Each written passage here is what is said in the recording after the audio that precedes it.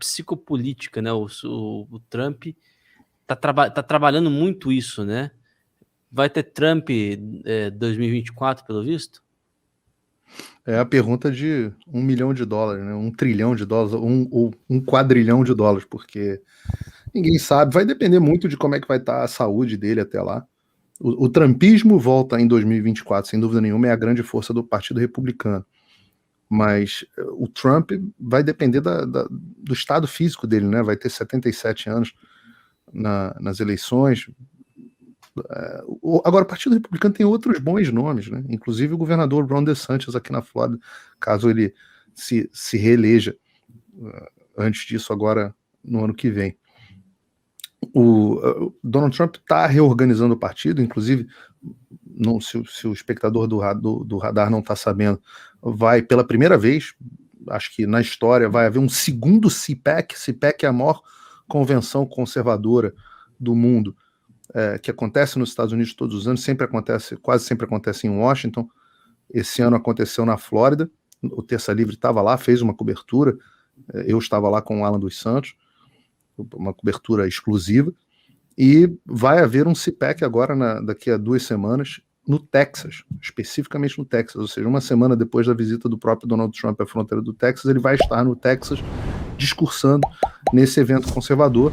Eu estarei lá, farei uma cobertura para o Terça certamente, eu espero também, ainda não sei se o Alan vai estar, mas eu certamente estarei, e o Terça Livre vai ter uma cobertura exclusiva, onde as grandes lideranças do Partido Republicano, inclusive os governadores do Texas e da Flórida, vão estar lá falando e muito sobre isso. Qual vai ser o futuro do Partido Republicano, qual vai ser o futuro dos Estados Unidos, como os Estados Unidos responderão a esse momento que ele está vivendo, principalmente para as próximas eleições, que não são as de 2024, mas sim as de 2022, onde os republicanos precisam recuperar, de preferência, tanto o Senado quanto a Câmara, mas pelo menos uma das duas casas, para impedir as políticas mais desastrosas do governo Joe Biden. E qual é a perspectiva? Eu sei que você está com o seu tempo quase esgotando, a gente vai ter que se despedir aqui do Paulo, mas só queria perguntar isso para você. Qual que está sendo a sua perspectiva aí, né, para as eleições do ano que vem, né, as chamadas midterms, né? Primeiro explica o pessoal que está nos assistindo aqui o que são essas midterms, né?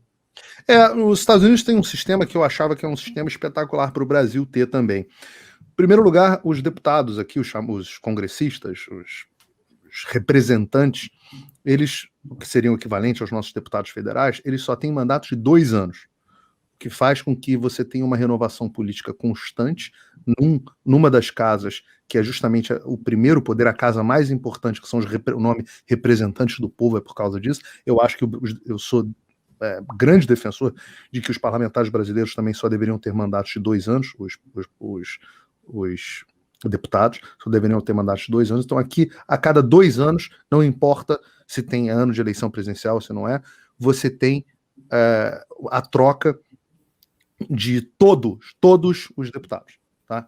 Além disso, você tem a troca de um pedaço dos senadores, uma parte do Senado, e você tem alguns governos estaduais e às vezes algumas prefeituras, às vezes algumas assembleias. Então você tem essas eleições que chamam de midterm. Midterm porque term aqui em inglês é o nome que significa mandato, né? Midterm é a eleição no meio do mandato presidencial.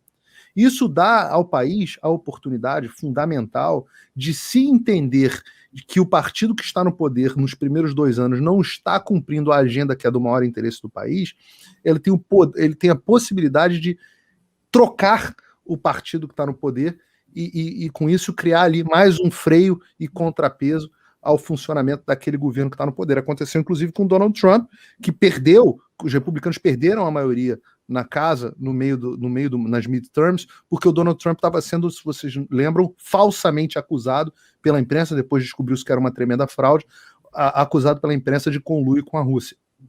Então foi uma estratégia vitoriosa dos democratas para conseguirem ganhar a maioria na casa, e com isso dificultaram muito as aprovações para o Donald Trump. Eu acho que ainda é cedo para dizer, mas neste momento a chance dos republicanos retomarem ou o Senado ou a casa é muito grande, muito grande. Então o prognóstico é positivo. Claro que a gente vai falar bastante mais sobre isso na nossa cobertura do CPAC.